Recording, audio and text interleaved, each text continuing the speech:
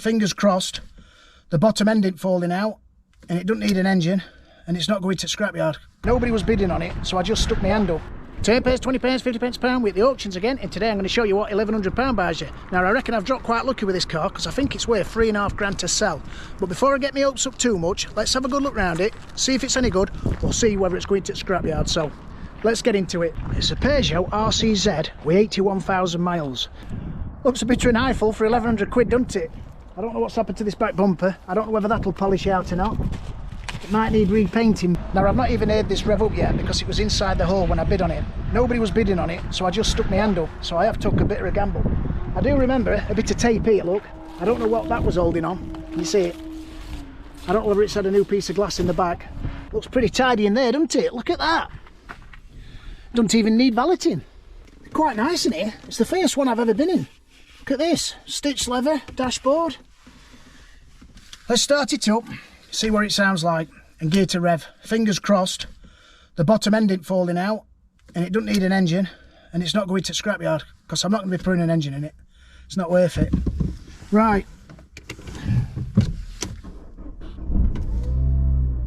Woo. Thank God for that. That sounds mint, doesn't it? There's nothing wrong with that. Well, there's no lights on dashboard or anything, look. And it revs absolutely perfect. Look at the seats, they don't look like they've been sat in. Let's get it in gear and see if we've got a clutch, shall we? There's got to be some reason why this was so cheap. It can't be just because of that rear bumper being a mess. Biting point's halfway. It's got a bite. It's all right. It don't feel bad at all. There's no rattles. Wow. Let's get it out on open road and see what it's like, and fingers crossed we don't break down. Right, so let's give it some welly and see what it's like, shall we? See if there's a reason why it was in the auction and why I got it for just £1,100. It's quite nippy for a 1.6. It's quite surprising how nippy it feels. Up into fifth. The steering's in a straight line. It feels all right. Now the only thing that I have noticed with it is the electric windows aren't working. Now I don't know whether that's going to be an easy fix with it being a coupe or whether it's going to be quite expensive. It could just be the window switch, but having said that, the passenger window switch, that's not working. So I think we're probably going to have a problem with the window regulators. So we'll have to look on eBay and see how much they are. Fingers crossed they're not too much. So what we'll do is we'll run it up to temperature, we'll make sure it's not overheating, and we've got no head gasket problems. And we'll make sure the heaters are getting hot, because these Peugeot Citras do suffer with the heaters not getting hot with the heater metrics. So fingers crossed that'll be okay and we don't break down. So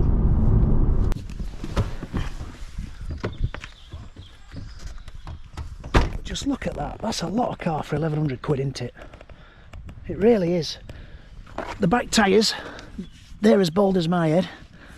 All the wheels want refurbing. I think I'm going to powder coat them and get them painted gloss black because I think it'll suit it with it being white. There's a bit of a scratch here. That'll polish out because my nail's not sinking into it. But I still can't work out why they've had this tape here, because it goes all the way along the top down to the bonnet. I just can't understand why they've put this tape on it. Seems strange. The front tyres, they're like new. But other than the wheels, it looks a tidy car, doesn't it? It really does. There's a bit of a nick here that wants getting out by the dint man and just touching in. And it just wants that rear bumper painting.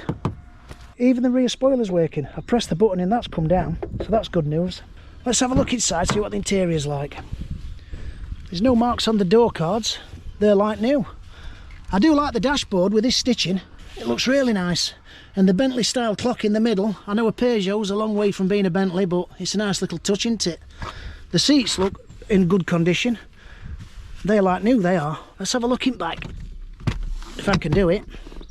Yeah, the back seats don't look like they've been sat in. Mind you, I don't think they're meant to be sat in bit size of them, are they? But yeah, for £1,100, that is a hell of a lot of car. That looks pretty tidy under there. Nothing obvious. A little bit of oil seeping from the rocker top gasket, but nothing major. Could do with a top for the water expansion bottle. What's the water like there? That's all right. I'll check the oil in a minute, I'm sure that's fine. But yeah, it don't look bad at all up to now, does it?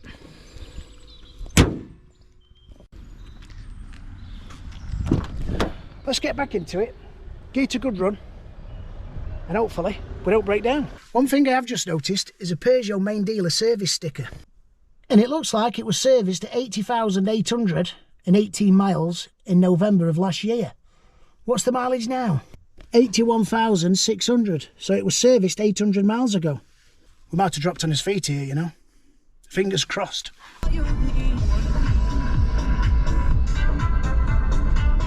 So up to now it seems absolutely fine, other than the electric windows not working. The blower's getting hot, the temperature's sitting nicely halfway. It's a nice place to be. It reminds me of the old Peugeot 406 coupes, what they used to do 20 odd years back. I think they were a 3 litre and I used to sell no end of them. But it's got the similar feel to that. It's not a bad place to be at all for a Peugeot. Now it's all about money. So when we get back, we'll have a look on that Auto Trader, we'll see what they're selling for, and fingers crossed, we've made a nice tidy profit today. Right, so we've made it back okay, and I can't believe me luck. It drives absolutely mint. There's nothing wrong with it, other than the electric windows, and the wheels need refurbing, and that back bumper needs painting. Now, it is MOT till August. Do I sell it as it is and make a quick profit? Or do I spend roughly 500-600 quid on the outside and then sell it for more money? Now, that's what we need to do now. We need to get on the Auto Trader and see what they're selling for, and then we can decide whether we're going to get it all done up or we're going to sell it as it is. So let's have a look. Right, so Peugeot RCZ. Now I've put in a maximum mileage of 100,000 because ours has done 81. Ours is a petrol and it's a manual. Let's let that spin. Do a price low to high. What's this one here? There must be something wrong with that. Well, I hope there's something wrong with that. There must be, because they jumped straight up to 2.5 grand. Now that's a 10 plate with 90. Ours is an 11 with 81. Let's keep scrolling down. 2.5 grand with 43 on a 10 plate. Now we have got a bit of an advantage with this because it's white, and I'm reckoning white ones of these are going to be quite popular. Let's try and find a white one. Here we are. That's our car. That's a Sport. That's done 91,000 on an 11 for 29.50, and I think that's a private sale. The dealers are asking like 3 grand with 85,000. So I've got another white one here. Now that's got the black wheels. That looks well with the black wheels, doesn't it? That's 32.95 with 87 on a 12 plate. So I think it's worth 28.95 to sell. Now we're getting £1,100 for it. Do I put it straight on Trader at 2 grand and make a quick profit, or do I do it up and get 28.95? Now to get it at 28.95 sale price money, I've got to do the wheels. That's going to cost me £300. I've got to do the rear bumper. That's going to be a couple £100 quid, and I've got to get these electric windows working, which is roughly going to be £100. Let me know in comments what you do. Is it worth doing, or just a quick sale and get it gone? Now I was quite lucky with this car because I didn't hear it rev up outside. I was actually in the hall when it came through the auction, and I don't think anybody were bidding on it. That's why it came cheap. So I just stuck my hand up, took a gamble, and had my fingers crossed that there was nothing wrong with the engine. So it just shows you, if you've got those, you can win at these auctions. So it's not been a bad day. Now, if you did enjoy this video, give us a thumbs up. If you want to see more videos like this and me going to auction and taking these silly risks, press the subscribe button and hit that bell icon, because that'll tell you when I've bought my next car. Thanks for watching. I'll see you later.